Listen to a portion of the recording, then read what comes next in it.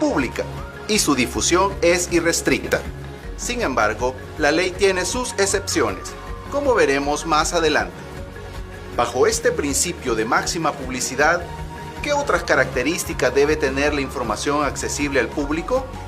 Pues bien, la información debe estar disponible, tiene que ser suministrada de manera pronta o, en otras palabras, cumplir el principio de prontitud. Además, tiene que entregarse de manera íntegra, es decir, la información pública debe ser completa, fidedigna y veraz. Asimismo, la información pública debe entregarse según el principio de igualdad, es decir, sin ningún tipo de discriminación. Eso significa que cualquier persona, independientemente de su religión, sexo, género, orientación sexual, afiliación política o nacionalidad, tiene el derecho a recibir la información. Otro principio básico de la Ley de Acceso a la Información Pública es que todos los procedimientos deben ser sencillos, tanto en el proceso de petición, identificación y entrega de la información, así como en la preparación de la misma. También existe el principio de gratuidad. Por regla general, toda información solicitada no debe tener costo alguno para los particulares. Por otro lado, los funcionarios del Estado están obligados a rendir cuenta sobre sus actividades, en especial quienes desempeñan labores dentro del Estado, administran bienes públicos y quienes administran información sobre el uso y finalidad de esos bienes. Y ahí teníamos este video sobre el Instituto de Acceso a la Información Pública y la importancia también de accesar a toda esta información que nos va a permitir una Contraloría y también estar pendiente de las acciones que se estén llevando en el orden administrativo público para generar también ciudadanía, que es una forma de participación. Algo importante es que hablemos de las formas de corrupción también, porque hay diferentes y cada una tiene un distintivo. Hablemos de ello.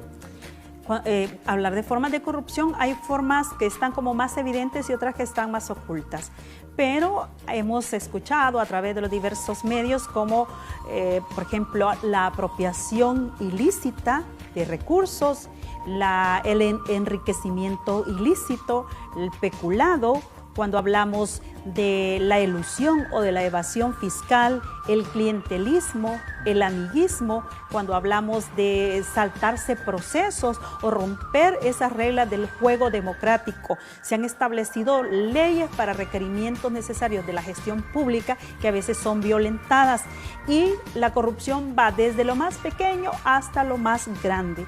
Casos mencionados, citados en nuestro país de grandes casos de corrupción, de apropiación o desvío de fondos públicos también. Sí, totalmente. Y es por eso que nosotros queremos dejar claro de que para encontrar todo esto hechos de corrupción también hay mecanismos y hay también políticas y todo esto que se lo vamos a comunicar más adelante para que ustedes estén pendientes y aprendamos un poco más. Vamos a ver un video a continuación que nos va a hablar de una temática importante y que va de la mano con todo esto.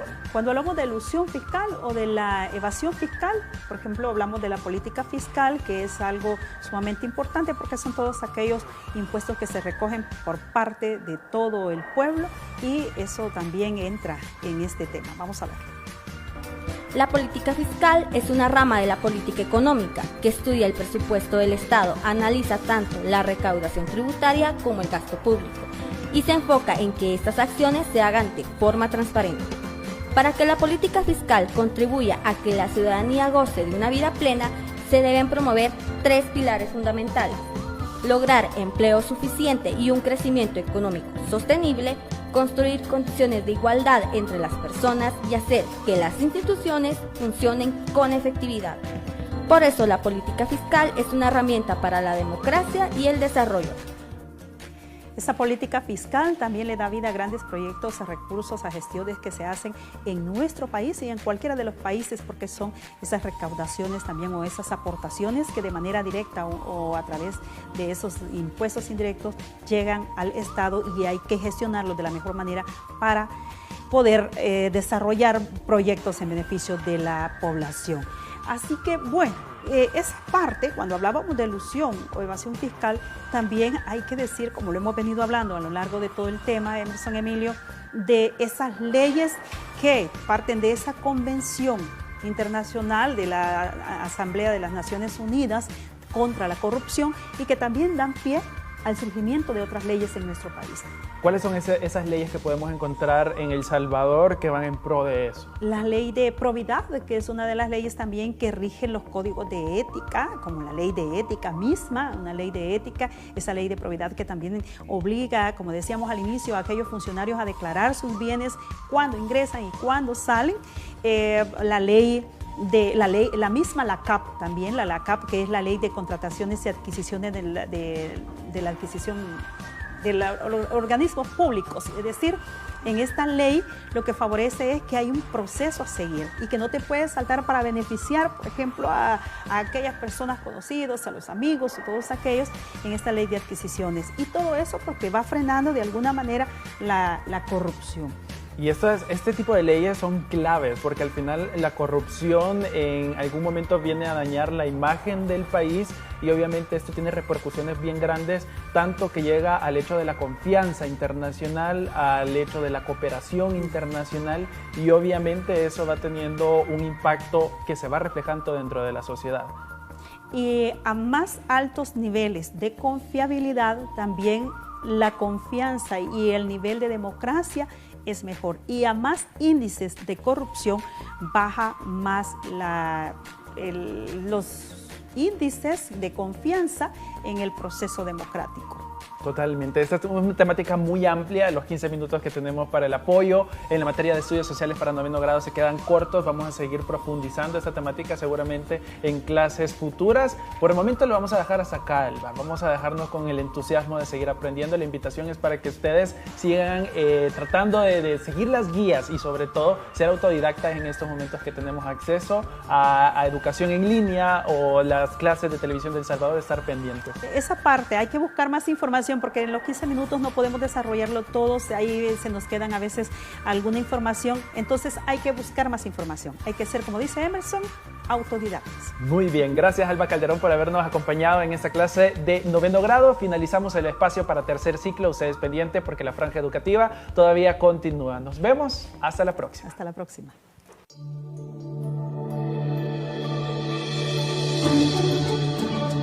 Estudios Sociales y Cívica, primer año de bachillerato, el sistema político salvadoreño. Qué gusto estarlos acompañando nuevamente en esta franja educativa Aprendamos en Casa, a través de Televisión de El Salvador, Canal 10, y también a través de la señal digital del Ministerio de Educación o también las plataformas digitales de Televisión de El Salvador. Ahora ha llegado el turno de los estudiantes de primer año de bachillerato, siempre de la materia de estudios sociales. Vamos a estar hablando de un tema interesante que también ustedes anteriormente han aprendido, didácticas y temáticas que tienen que ver con este contenido que vamos a desarrollar. Para eso estamos ya bien acompañados con la gran profesional, maestra y amiga Candy Bautista. Bienvenida. Gracias, Edward. Este día vamos a tener el desarrollo de una temática muy importante para comprender cómo opera el sistema político salvadoreño. Y es importante mencionar que nos vamos a centrar en este momento en la situación de los partidos políticos y la evolución histórica, es decir, de cómo surgen los partidos políticos, en qué momento de la historia surgen y por qué tenemos este sistema partidario que tenemos en la actualidad. Demos la introducción entonces al tema y bueno, ¿cómo podemos darle también esta introducción a la temática que vamos a estar abordando para dar entendimiento también del sistema político nacional y actual? Pero esto viene desde antes. Así es importante mencionar que el sistema político salvadoreño está referido al sistema que opera en el Estado de la República de El Salvador, pero que previo a quizá creación de la República de El Salvador, tenemos una historia importante que hay que rescatar. Okay. Y esto está referido a la Federación Centroamericana y antes de la Federación Centroamericana al periodo de conquista o colonia española. Entonces vamos a decir que tenemos 3 acepciones importantes cuando hablamos de partidos políticos. La primera es que está relacionada a una corriente ideológica. Okay. La segunda es que son grupos políticos que se organizan alrededor de un líder. Y ahí vamos a ver el caso de los caudillos. Y una tercera acepción que tenemos es de una visión de un partido como una facción. Es decir, que no cumple con las características de los partidos políticos de la modernidad.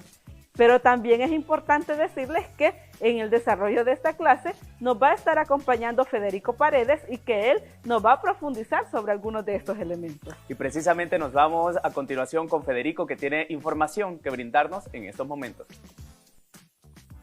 Muchas gracias, Eduardo y Candy. Vamos a comentar entonces un poco sobre este tema tan interesante que es ¿qué es un partido? A través del tiempo, en los conceptos, qué ha sido la idea de partido. Y de esta manera nos vamos a referir al concepto de partido político durante la colonia y a inicios del Estado independiente. Y así tenemos que durante el periodo colonial español, que va de 1528 a 1821, el concepto de partido pues prácticamente no existe, es un concepto inexistente. ¿Y por qué razón? Pues porque existe una monarquía absoluta, y la monarquía absoluta coloca el poder en el soberano, y el soberano es justamente el monarca. El monarca entonces recibe y toma todas las decisiones de manera centralizada. Tiene ministros que son los que ejecutan su voluntad, pero él tiene concentrados todos los poderes. El poder ejecutivo, el poder legislativo, el poder judicial, antes de que incluso estos poderes se definieran de manera tan rigurosa, ¿verdad? El monarca entonces es aquel que va a gobernar desde España el reino de Guatemala, así es como se entiende este territorio que conocemos ahora como El Salvador, en tiempos de Estado independiente, pero durante la colonia formó parte de lo que se llamó el Reino de Guatemala, que era un complejo, un distrito administrativo de la corona de la monarquía española en América. Bueno, entonces vamos a hablar un poco más sobre qué condiciones van posibilitando el aparecimiento del concepto de partido. Solo con la Constitución de Cádiz, una constitución que se promulga en el año de 1812, todavía en tiempos coloniales, se empiezan a sentar las bases para que los partidos políticos aparezcan. Todavía no están apareciendo plenamente, pero se sientan las bases. ¿A qué nos referimos con que se sientan las bases? A que se comienza a discutir en el marco de la Constitución de Cádiz quién es el soberano. Entonces el monarca deja de ser el soberano absoluto y se considera que la soberanía reside en otro lugar, no en el monarca, sino que en el pueblo gobernado. Y de esta manera entonces se le atribuye al pueblo gobernado la posibilidad de elegir, y con la elección se le transfieren poderes y decisión. Y esto es en sí la semilla para un cambio y para un nuevo concepto. De aquí va a emerger entonces la posibilidad de que los ciudadanos participen de manera directa en la toma de decisiones sobre su vida. Esto se da antes del Estado independiente y por supuesto la Constitución de Cádiz tiene una vida corta. Esto está relacionado a que Napoleón tenía preso al rey, al monarca español. Y mientras el monarca español está preso, es que las cortes españolas promulgan esta nueva constitución. Cuando el monarca retorna, dice, hey, momentito, ¿qué es lo que han hecho en mi ausencia? Y restaura una versión en donde él retoma el control. Pero el proceso político está abierto. Y esto va a desencadenar no solo en la gran discusión sobre cómo debe de ejercerse el poder en España, sino que le da la semilla a las independencias de América desde la concepción del liberalismo. Bueno, así es como comienza entonces el proceso en el cual los partidos políticos van a comenzar a emerger. Pero partido propiamente, durante la colonia, en el año 1810 se comienza a utilizar este término. Y luego en el Reino de Guatemala. Pero se usaron 3 diferentes acepciones. La primera es en referencia al pensamiento político, que podía ser liberal, que podía ser republicano o que podía ser conservador. Cuando se hablaba entonces de una de estas 3 tendencias políticas, se hablaba de partido. Otra acepción era el partido era un grupo liderado por una figura pública. Esta figura pública estaba asociada a participar del gobierno, tanto en la colonia como parte del gobierno español, en el ayuntamiento, en diferentes cargos públicos, como ya durante la era del Estado independiente, efectivamente pues manteniendo cargos de administración. Estos cargos de administración les permitían ser centros y ejes de la gestión, y en torno a sus figuras se fueron gestando entonces agrupaciones que tenían la capacidad de hacer presión política. Otro uso del término partido fue en términos negativos, es decir, lo que llamamos un peyorativo. Se hablaba de partido como algo despectivo en relación con la concepción de facción. La facción no es más que un grupo que busca su propio beneficio en contra del bien común. Entonces, a inicios todavía del siglo XIX se usaba el término partido para denotar aquellos caudillos, aquellos líderes que tenían aglutinado en torno de ellos a un grupo en particular que buscaban un interés que no era construir el bien común. Pero el término partido comienza a ser legitimado y comienza a ser usado de manera más positiva de la mitad del siglo XIX hacia el final del siglo XIX. Y ahí es donde vamos a comenzar a conocer el término partido en una concepción más cercana a cómo se usa en nuestros tiempos. A partir de la información que nos ha brindado Federico, entonces, maestra, podemos hacernos la pregunta y se puede decir que entonces no existían los partidos políticos durante la colonia. Pues durante la colonia lo que existía es un sistema de monarquía absoluta.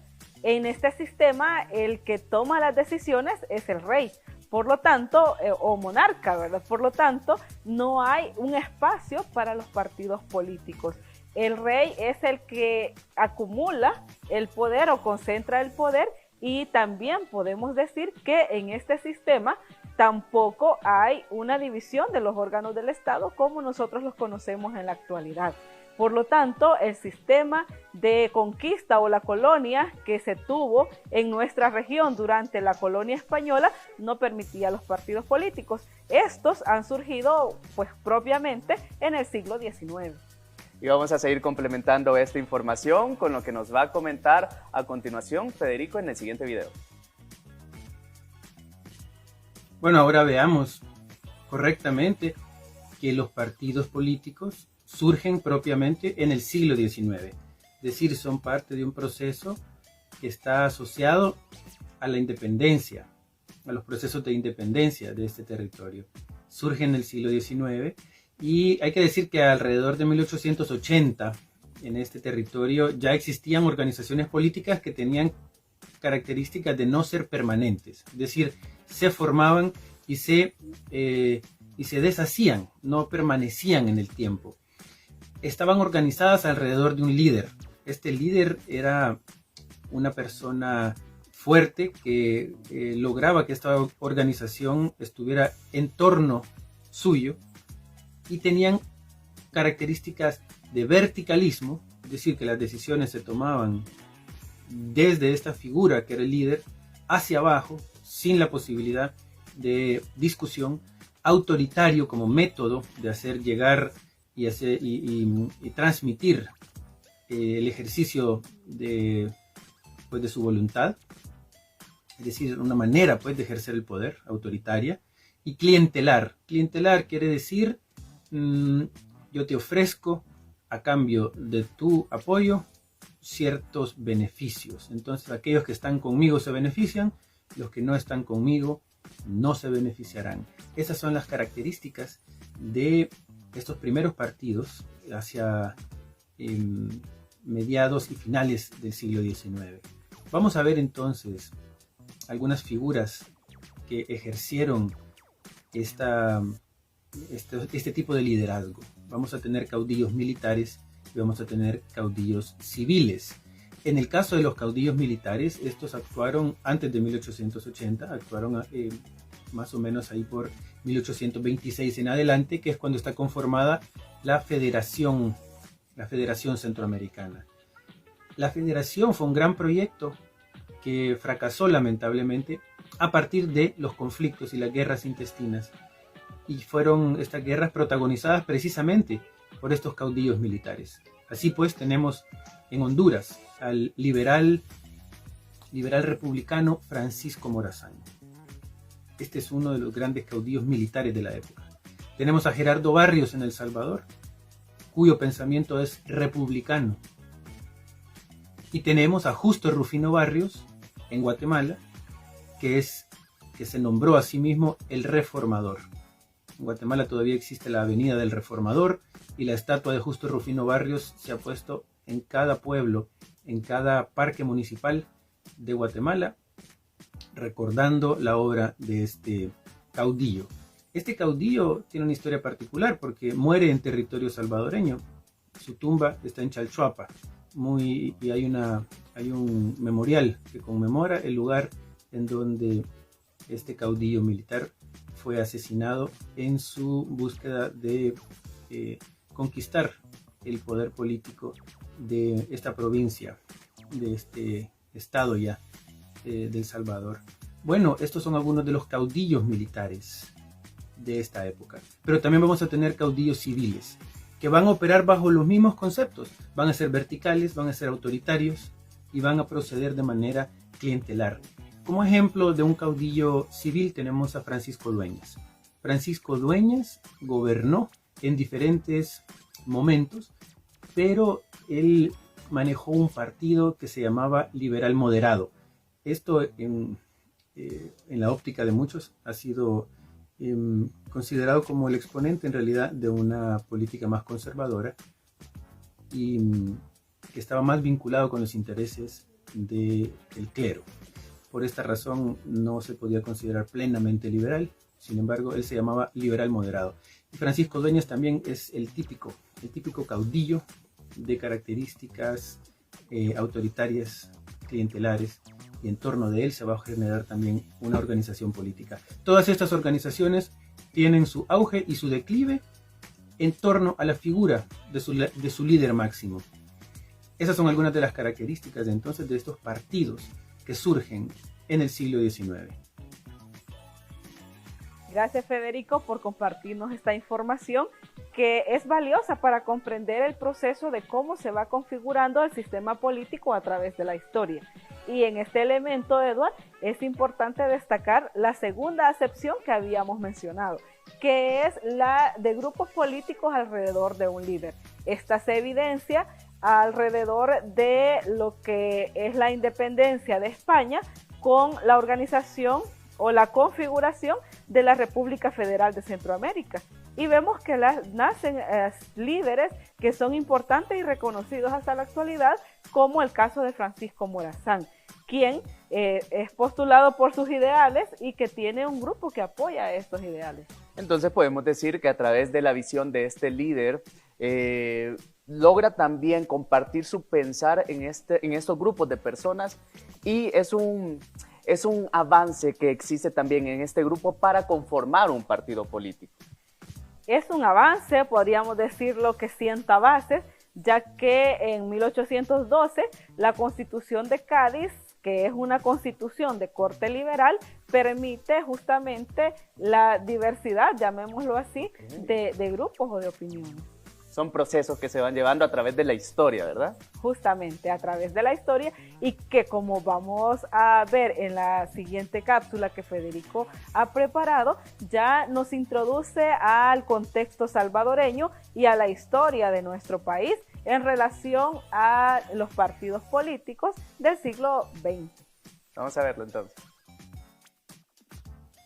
Así es, Eduard y Candy. Bueno, en este sentido vamos a hablar ya plenamente del siglo XX y de algunas características de los partidos políticos que surgen a inicios del siglo XX y que van a estar vinculados con la manera de hacer política del siglo XIX. Vamos a tener, eso sí, el cambio de vocabulario. Entra, por ejemplo, la palabra democracia. Es así que en 1918 se crea el Partido Nacional Democrático, que en realidad de democrático no tuvo nada. ¿Por qué? Porque siempre tuvo características clientelares, autoritarias y caudillistas. Se formó alrededor de un líder, creó una estructura territorial para beneficiar a aquellos que lo apoyaban y tenía una característica de mandato vertical. Esto en realidad es cualquier cosa menos democrático. Sin embargo, el valor de la democracia comienza a ser reconocido en el espectro político salvadoreño, por lo menos de discurso. Los historiadores han podido notar de manera muy asombrosa el hecho de cómo se hablaba de democracia desde inicios del siglo XX. Sin embargo, la práctica de la democracia distaba mucho de lo que en realidad pasaba en el espectro político salvadoreño. Vamos a tener otro tipo de partido político que no necesariamente va a ser un partido que va a elecciones. Y en este caso tenemos como ejemplo el Partido Comunista Salvadoreño, que se crea en 1931 y que sí va a participar en una elección nacional de manera muy breve antes de que sea ilegalizado, antes de que sea proscrito. De esta manera entonces el partido va a ser una plataforma política, pero no una plataforma electoral. El Partido Comunista está vinculado a la Tercera Internacional. Bueno, vamos a ver entonces otras cosas que pasan durante el siglo XX en torno a los partidos. Vamos a tener el surgimiento del partido oficial. ¿Qué es el partido oficial? Es un partido que tiene una estructura municipal y nacional que le permite el ejercicio del poder a la figura que esté en este momento gobernando. Y de esta manera va a ejercer siempre las características de ser autoritario, clientelista y caudillista, pero va a tener ya una base territorial sólida que le permite entonces el ejercicio de ese tipo de poder, el ejercicio de estas características de la manera de hacer política y de relacionarse con los territorios. Bueno, entonces veamos algunos de los partidos que efectivamente se crean en torno, a partir de la figura del partido oficial. Este Partido Nacional Democrático de 1918 se puede decir que es el primero que crea una estructura territorial nacional y municipal de estas características y luego va a heredarlas. Esta estructura va a ser heredada y va a ser asumida por nuevos partidos que también van a ser oficiales. En ese sentido tenemos al Partido Pro Patria, que fue creado por el general Maximiliano Hernández Martínez en el año de 1935, es decir, después de que da el golpe de Estado. Consolida un partido para poder estar en el ejercicio del poder y esto le permite llegar hasta 1944 en su largo periodo de ejercicio del poder por la vía del golpe de Estado del general Martínez. Vamos a tener el PRUD.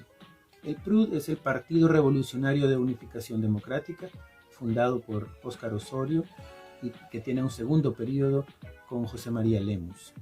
Este partido también va a heredar la estructura municipal y territorial y nacional que tenía primero el Partido Nacional Democrático y luego el Partido Pro Patria de Maximiliano. Y el otro gran partido que va a heredar esta estructura y estas maneras de hacer política es el Partido de Conciliación Nacional, el PCN, que va a gobernar de la década del 60 en adelante. Entonces, maestra, durante la temporada de 1931 a 1979 podemos ver evidenciados también esos grupos políticos en nuestro país. Así es. De hecho, es importante mencionar que los partidos modernos podemos ubicarlos en el periodo militar. Por ejemplo, vamos a mencionar que el primer partido moderno, que fue liderado por militares, es el Partido Revolucionario de Unificación Democrática, PRUD, que durante 2 décadas pues, gobernó nuestro país. Pero hay una quizás frase o un elemento que es necesario destacar, ¿qué es lo que categoriza a un partido como un partido moderno? ¿Qué será? Pues hay 3 elementos fundamentales. El primero de ellos es que tiene una estructura organizativa definida. Además, tiene una ideología y cuenta con un plan de gobierno. Es decir, que puede postularse y tener una visión para gobernar el país. Federico está listo para complementar esta información en el siguiente video. Ahora hablaremos sobre el sistema electoral salvadoreño durante el siglo XX. Y podemos decir que entre 1931 y 1991 el sistema electoral se caracterizó por ser tramposo. Tramposo en el sentido que el partido en el gobierno, el partido oficial, siempre tuvo ventajas sobre cualquier otro partido. Y esto quería decir de que no había posibilidad de tener elecciones limpias. La represión en contra de los opositores caracterizó, por otra parte, la manera imposible, la imposibilidad de construir democracia por la vía electoral. Y esto derivó efectivamente en el conflicto armado que tiene su expresión bélica entre 1980 y 1992. Este conflicto bélico buscaba efectivamente abrir el espectro político salvadoreño para que tener ideas políticas diferentes no fuera la razón para asesinarse, para que nos asesináramos entre hermanos salvadoreños. Bueno, los acuerdos de paz tienen entonces como gran concreción una cosa bien fundamental, y es que se abre el espectro de la pluralidad política en El Salvador. Fíjense ustedes, en 1950 se había creado el Consejo Central de Elecciones, que era una institución controlada básicamente por los militares. Y esta no permitía una participación política de otros partidos. Siempre hubo entonces control. Es hasta la creación del Tribunal Supremo Electoral y la reforma constitucional 208 que empieza a abrirse el espectro político salvadoreño y que los partidos entonces todos tienen acceso al registro electoral, cosa que antes no se hacía, era impensable. El poder participar del registro electoral, verificar el registro electoral, el vigilar el proceso electoral hace parte de este nuevo lenguaje democrático en donde todos los partidos políticos han tenido una oportunidad de hacer su trabajo en estas nuevas condiciones. El Tribunal Supremo Electoral también va a ser designado como la máxima autoridad en materia electoral a partir de la reforma constitucional. Y aquí se va a sembrar también el proyecto de voto residencial. Así es que los acuerdos de paz van a ser fundamentales para hablar de un partido, ya no de un partido oficial, sino que de la pluralidad de expresiones políticas en el espectro electoral salvadoreño. Bien, rescatando todo lo que Federico ha comentado, vamos a hacer un proceso también de análisis sobre la forma en la que las instituciones que han estado dirigiendo los procesos electorales en el país han llevado justamente los procesos mismos. Y es importante destacar que previo a que nosotros tuviéramos la institución que es el Tribunal Supremo Electoral, existía lo que fue el Consejo Central de Elecciones. Pero hay cambios importantes que debemos mencionar para comprender esto, y es que el Consejo Central de Elecciones era designado por el presidente de la República. Por lo tanto, esta relación permitía ciertas condiciones para que durante las elecciones electorales se generaran fraudes electorales, y eso nosotros como país lo vivenciamos en el periodo del militarismo. Pues por ello, a partir de la firma de los acuerdos de paz, surge el Tribunal Supremo Electoral, que tiene la finalidad de transparentar los procesos políticos y que no está amarrado a uno de los órganos de gobierno específicamente. O sea que estos procesos históricos, internos de nuestro país también son derivados de los procesos históricos del mundo entero. Ahora bien, vamos a hacer un resumen también de la clase que en ese día hemos abordado para que los alumnos tengan una mayor comprensión del contenido también que se les ha brindado en este día. Así es. Vamos a ver en pantalla lo que es un resumen sobre cómo evoluciona y surge el concepto de partido. Tenemos en primer lugar el periodo colonial, que se ubica entre 1524 y 1821, que como hemos indicado, en este periodo no existen los partidos políticos porque estamos en el sistema monárquico o conquistados bajo un sistema monárquico. También podemos ver en el esquema que alrededor de la independencia y República Federal Centroamericana, en 1810 y 1826, la corriente de pensamiento o grupo organizaba alrededor de un líder, como lo mencionábamos. También... Así es, en 1820 surge el concepto de partido, pero este asociado a la facción, es decir, a un grupo que busca un interés particular en contra del bien común. Y a partir de 1826, con la Guerra Civil, se usa para designar a los caudillos militares criollos como Francisco Morazán y Gerardo Barrios. El Estado independiente, que es ya la parte de la modernidad, podríamos llamarlo así, ubica grandes elementos después de los partidos caudillistas, autoritarios y clientelistas.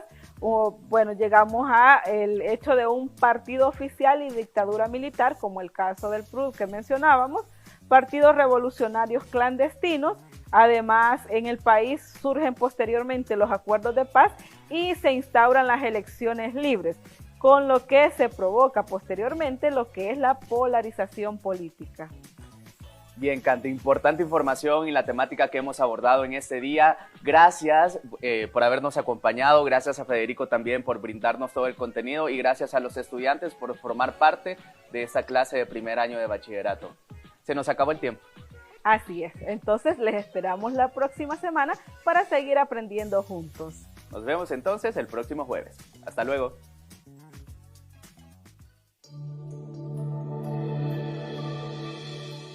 Estudios Sociales y Cívica, segundo año de bachillerato.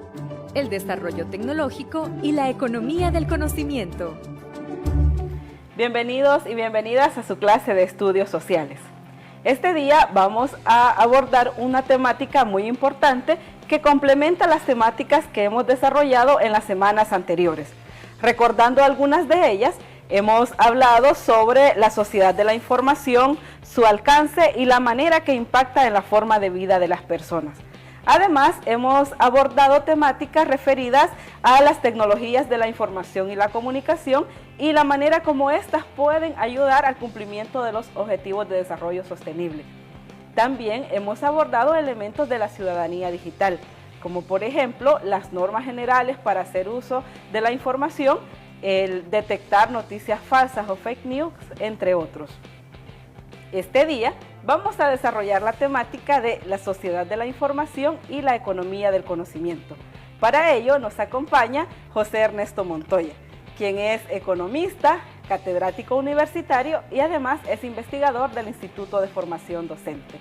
José, bienvenido y qué gusto que comparta con nosotros. Muchas gracias, Candy, por la invitación y un saludo a todos los estudiantes y profesores que sintonizan esta franja educativa. Bien. Vamos a abordar entonces algunos elementos sobre lo que es la economía del conocimiento, como hemos dicho anteriormente. Para ello nos gustaría que nos ayude a comprender a qué se refiere este elemento de la economía del conocimiento. Economía del conocimiento, sí. Lo primero que hay que decir es qué consiste esto de la economía y bueno, en un sentido muy general, la economía es este proceso de tomar insumos, ¿verdad? Para transformarlos y generar mercancías para crear valor y riqueza, ¿no? Decimos insumos como por ejemplo puede ser la madera o puede ser el metal para producir pupitres, sillas, mesas, etc., ¿no? En la economía del conocimiento la diferencia es que se usa la información como el insumo principal para transformarla en conocimiento útil que sea utilizada por las empresas o la sociedad para generar más valor y riqueza. Qué importante. Entonces podríamos mencionar que existen diferentes tipos de economía y que entre ellas está la economía tradicional, como el primer ejemplo donde mencionaba el uso de materia prima para producir otro material, y la economía del conocimiento como tal, que está basada en la información. Sí, y lo que tendríamos que destacar para complementar, Candy, esa idea que has planteado, es que en la economía tradicional Nosotros tenemos economías de escala que nos permiten generar más valor y riqueza, pero en la economía del conocimiento lo fundamental son los efectos de red. Muy bien, tenemos un video acerca de las economías de escala que mencionas que nos va a ayudar a comprender este elemento de la economía. ¿Te parece si vamos a verlo? Vamos. Bienvenidos chicas y chicos. En este video vamos a conocer más acerca del desarrollo tecnológico y la economía del conocimiento. Cuando hablamos de economía, se puede clasificar dos tipos, economía tradicional y la economía del conocimiento. ¿A qué se refiere cada una de ellas y en qué se diferencian? La economía tradicional funciona con base en las economías de escala, ya que cuanto más aumenta la producción, más disminuye el costo unitario de los productos. Esto ocurre cuando una empresa estabiliza su tamaño y ocupación para operar con mucha eficiencia a precios bajos y ganancias altas. Por lo que más producción implica más valor. Por otro lado, la economía del conocimiento comprende la relación entre eficiencia y ganancia de otra forma. En lugar de obtener mayor valor, produciendo más, enfoca su atención en el uso de un producto por parte de un usuario hacia otros usuarios. Por lo que, cuando una empresa logra un mayor valor, con el uso sostenido de sus productos, consigue un efecto de redes. ¿Y qué es el efecto de redes? Es la de productos o servicios con la capacidad de generar información útil para el proveedor sobre las preferencias o comportamiento del consumidor que le permitan organizar un sistema más eficiente y de calidad. Por ejemplo, imaginemos un almacén que ofrece el mejor producto al menor precio a su consumidor. Lo hará mediante una selección cuidadosa de los bienes y servicios que los consumidores prefieran y los colocará en su estante de ventas. Al inicio, compite con otras empresas en el mercado y como es un negocio pequeño, le costará más atender todas las preferencias de los consumidores. Por esta razón, para competir, la empresa debe invertir en mejorar la oferta de bienes, brindar menores precios para lograr ofrecer el producto que los consumidores quieran. Deberá tener personal encargado de verificar qué productos son los que se mueven más y cuáles no tienen mucha demanda. A medida que vaya logrando mayor presencia en el mercado, debe invertir en ampliar el tamaño de su oferta, aumentando el número de anaqueles para ofrecer más bienes que los consumidores quieran comprar y siempre al menor precio. Es por eso que vemos tiendas o almacenes con una enorme cantidad de bienes. Todos estos han sido cuidadosamente seleccionados para ofrecer al consumidor la mercadería que desea. Mientras más grande sea la oferta de bienes y la cantidad de tiendas, y menor sea su competencia, la empresa puede operar moviendo grandes cantidades de mercadería con bajos costos logísticos, operativos y de producción. Como hemos podido notar, en este video se nos explica la diferencia fundamental entre la economía de escalas y las economías del conocimiento. En este momento vamos a hacer una reflexión sobre las economías de escalas propiamente. Acerca de lo que hemos visto, José, ¿qué nos puede comentar? Bueno, lo que hay que destacar primero es esta frase que tengo aquí yo en la pizarra, que es cuanto más compras de algo, menos cuesta. Al final lo que nosotros vemos es que cuanto más compras de algo, menos cuesta, es lo mismo que decir que mientras más incrementa la producción o la cantidad del producto vendido, menos son los costos y menos es el precio, ¿no? Esto, digamos, tiene mucho que ver con el hecho de que los costos en los que incurre una empresa, podemos nosotros mencionar la compra de local, maquinaria, equipo, todas estas herramientas necesarias para la producción, fuerza de trabajo o servicios, etcétera. Todos estos son elementos que tienen que distribuirse o amortizarse en el valor o en el costo de un producto, ¿verdad? A medida que incrementa la producción o incrementa la venta de un determinado producto, el costo unitario tiende a ser menor. Es decir, mientras más incrementa la cantidad vendida, menos es el costo unitario de esos productos. Esto es similar a que en mi caso como consumidor, entre más compro, entonces es menor el precio. Sí. ¿Es así? Sí. Muy bien. Y si queremos ejemplificarlo, ¿con qué ejemplo lo podemos comprender mejor? Bueno, si nosotros tomáramos como ejemplo, no sé, se me ocurre el caso de, yo te podría preguntar, Candy, que si alguna vez te has preguntado por qué viajar a Estados Unidos es mucho más barato que viajar a Honduras, Nicaragua o Guatemala, incluso, que está a la par. O sea, en términos de costo de avión, es mucho más barato ir a Miami, a Los Ángeles, que viajar aquí nomás. Es cierto. Y digamos, en términos de costo, flete, impuesto, el combustible del avión, incluso es más trayecto ir a Miami o a Los Ángeles que viajar aquí nomás. Pero ¿por qué es que será que es más costoso ir aquí nomás, aquí cerca, que ir a Estados Unidos? ¿Por qué crees tú, Candy? Bueno, de acuerdo a lo que me has explicado, es porque hay mayor cantidad de personas que viajan en transporte aéreo hacia Estados Unidos y es menor la cantidad de personas que se mueven a los países cercanos por este medio. Es correcto. ¿Es así? No es lo mismo tener un flujo de muchos usuarios que viajan todos los días, que pueden tener 3, 4 vuelos diarios, a solamente tener un vuelo comprometido por 2 o 3 personas que van a viajar en avión. Los costos se distribuyen de forma desigual. Es decir, lo que nosotros podemos concluir de esto es que, ¿cómo funciona la economía de escala? Una producción incrementada implica costos reducidos y precios más bajos. Precios más bajos implica productos más baratos para los consumidores, y productos más baratos, y aquí está la clave de las economías de escala, implica más cuotas de mercado y más ganancias. Por ejemplo, si lo ves tú en el caso de un supermercado, ¿verdad? ¿Cómo es que va a tener cada vez más venta? Bueno, va a comprar más anaqueles, va a comprar más espacio, entonces la economía de escala es cuanto más compras de algo, menos cuesta. Entonces eso explicaría por qué, por ejemplo, las bebidas, una soda es más barata en un supermercado que en una tienda de mi comunidad. Correcto. Ah, muy bien. Entonces, como hemos visto cómo opera la economía de escala, es muy importante también compararlo con la forma en la que opera la economía del conocimiento. Entonces, vamos a ver un video acerca de la economía del conocimiento. Veámoslo. Veamos. ¿Cómo opera un almacén en el marco de la economía del conocimiento? A diferencia de una empresa tradicional que debe llenar estantes y anaqueles con productos, construir bodegas y salas de venta cada vez más grandes y numerosas, un almacén en la economía del conocimiento no tiene un espacio físico para vender. En su lugar opera sobre una plataforma virtual o sitio web que almacena una cantidad casi ilimitada de productos a ofrecer a sus clientes.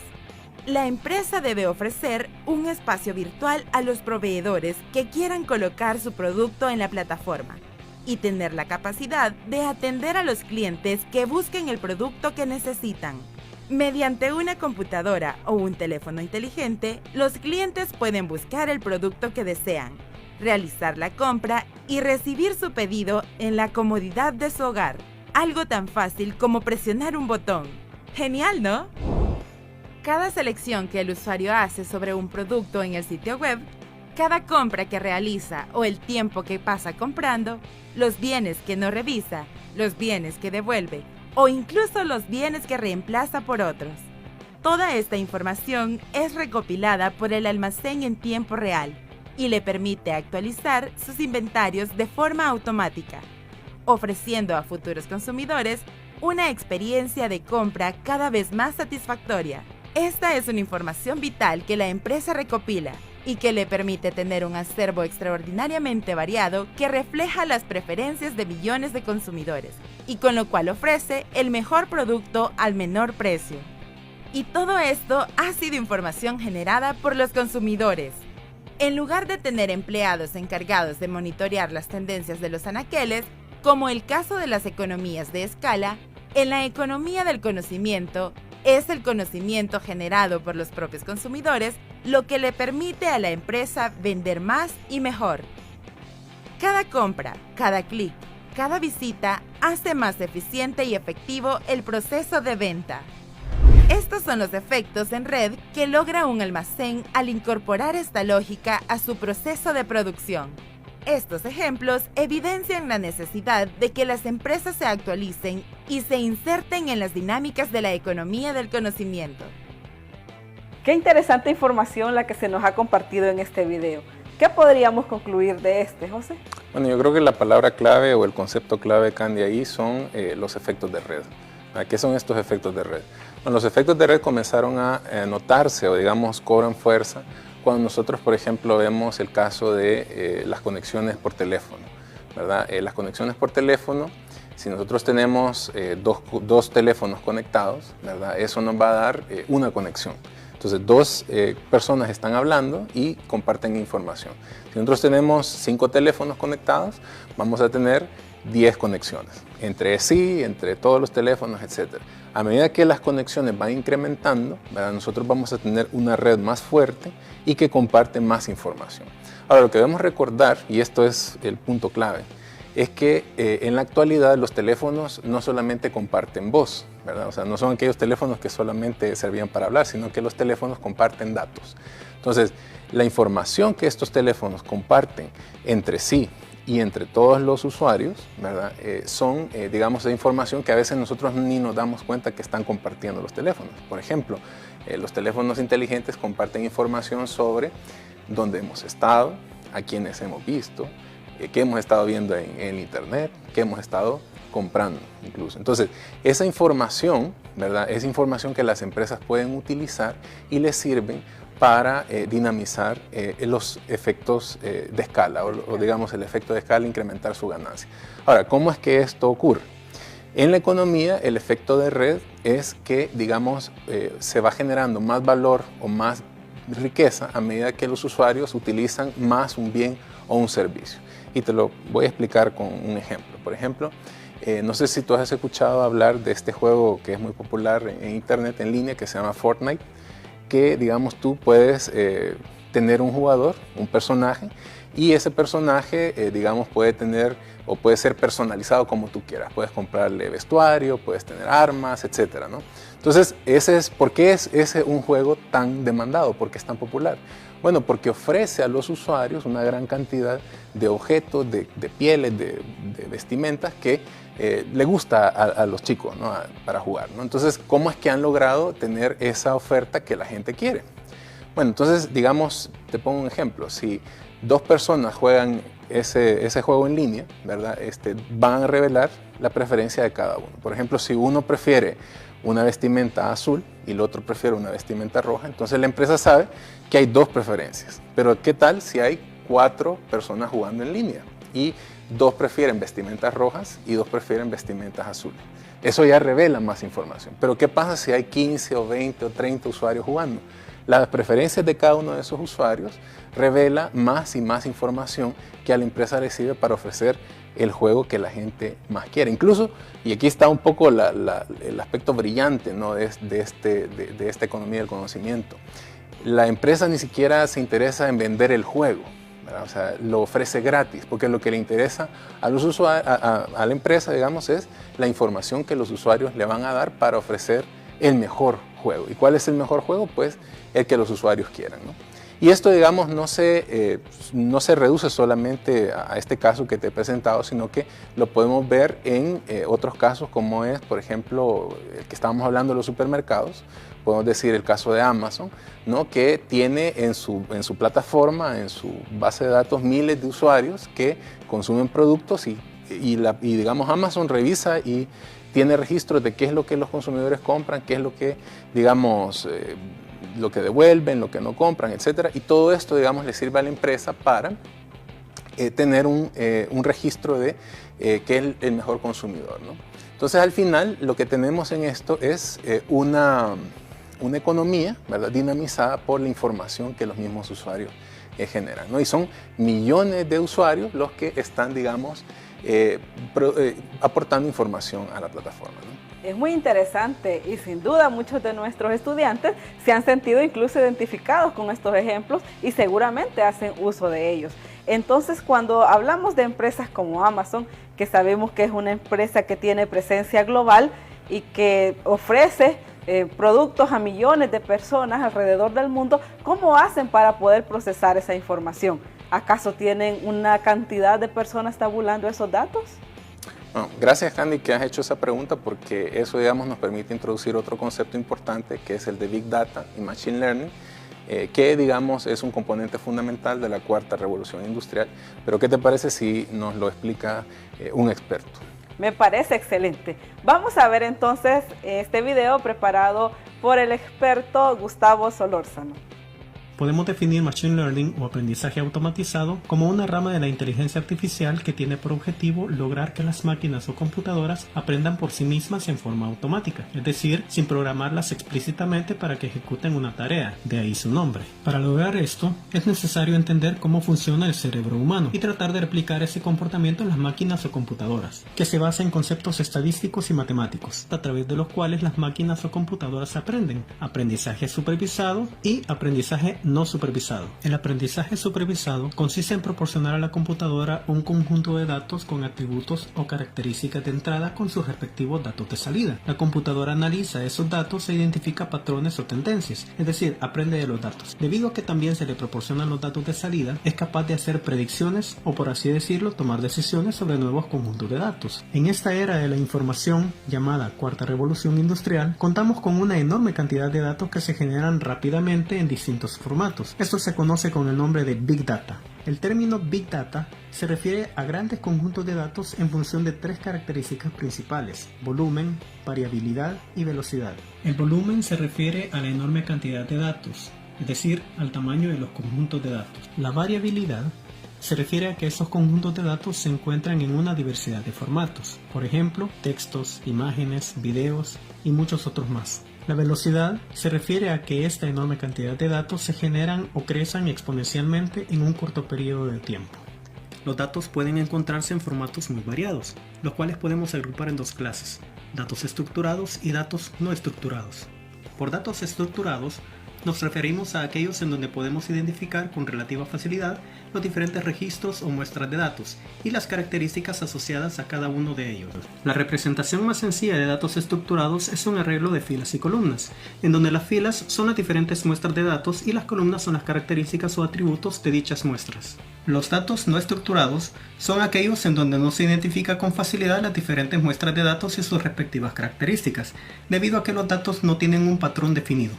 Este es el caso de los blogs o las redes sociales como Twitter o Facebook, en donde la información se encuentra oculta dentro de enormes cantidades de textos, imágenes o videos. Se ofrece la oportunidad de descubrir información valiosa mediante el análisis de los datos. Luego, con esta información, las empresas pueden mejorar sus servicios e incrementar su competitividad y, por consiguiente, su rentabilidad. Datos e información no son lo mismo. Información es el conocimiento que extraemos de los datos después que los hemos analizado. Ya vimos que Machine Learning y Big Data están relacionados. Machine Learning implementa métodos para que las máquinas o computadoras aprendan de los datos, identifiquen tendencias y con ello puedan hacer predicciones. Y los datos son la fuente de información para ello. Algunas de las aplicaciones más comunes que las empresas hacen de Machine Learning y Big Data es el de hacer predicciones e identificar tendencias o patrones de comportamiento. En la medida que las empresas conozcan más sobre el entorno y el comportamiento de su negocio, tendrán mejores elementos para identificar problemas o incluso nuevas oportunidades de negocio y planificar futuras acciones tomando decisiones basadas en evidencia. Ese conocimiento o información se encuentra en los datos y Machine Learning puede ayudarles a extraerla. Si una empresa quisiera analizar con métodos tradicionales los comentarios que los usuarios o clientes publican en sus cuentas de redes sociales, posiblemente necesitarían varias personas para que lean cada comentario y extraigan información útil. Sin embargo, si se trata de enormes cantidades de datos, esto no sería práctico. En lugar de ello, la empresa puede auxiliarse de Machine Learning para analizar en forma automatizada los datos, extraer por ejemplo cuáles son las palabras o frases más comunes y buscar patrones en los datos que les permitan conocer opiniones o las tendencias más comunes en los comentarios. Bueno, entonces de lo que hemos visto, Candy, de esta animación, o de este clip, es que más datos, ¿verdad?, generan algoritmos más inteligentes, ¿verdad?, que agregan más valor a los usuarios porque mejoran la experiencia en el servicio, ¿no? Y esto a su vez atrae más usuarios, que dinamiza más la economía de escala y hace que se agreguen más datos y esto hace más inteligencia, la inteligencia artificial, y eso es un ciclo, digamos, virtuoso, ¿no? Entonces esto, digamos, tiene otras aplicaciones, no solamente en la venta de productos o servicios, sino que puede ser turismo, incluso transporte. Transporte. Qué interesante. ¿Y cómo puede darse esto en el transporte? Bueno, vemos el caso de Uber, que es una empresa de taxi, que, digamos, tiene un servicio a través de sus socios conductores, ¿verdad? Entonces, podemos ver un ejemplo de esto.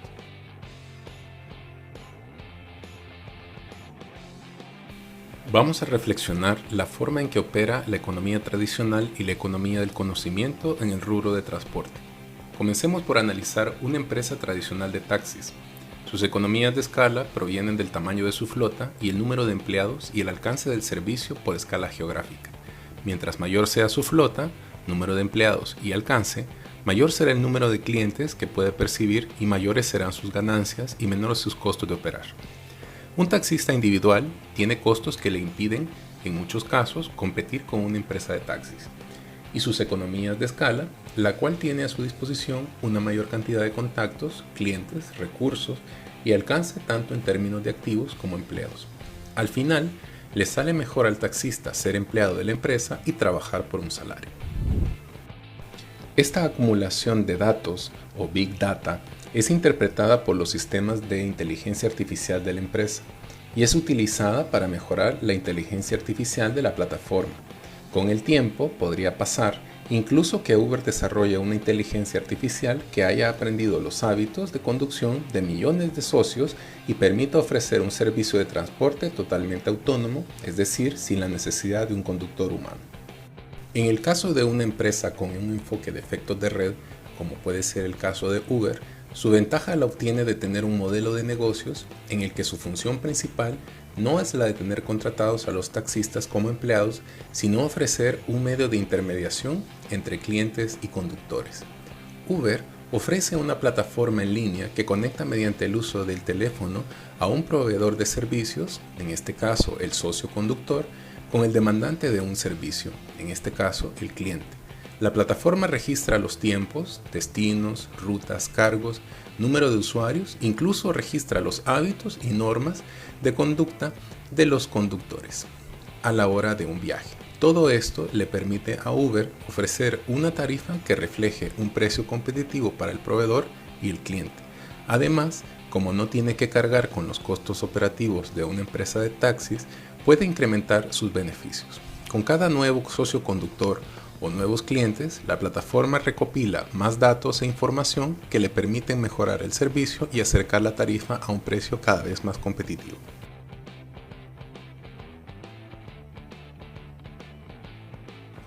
Increíble, José. Pareciera que estamos hablando hasta de ciencia ficción con este ejemplo.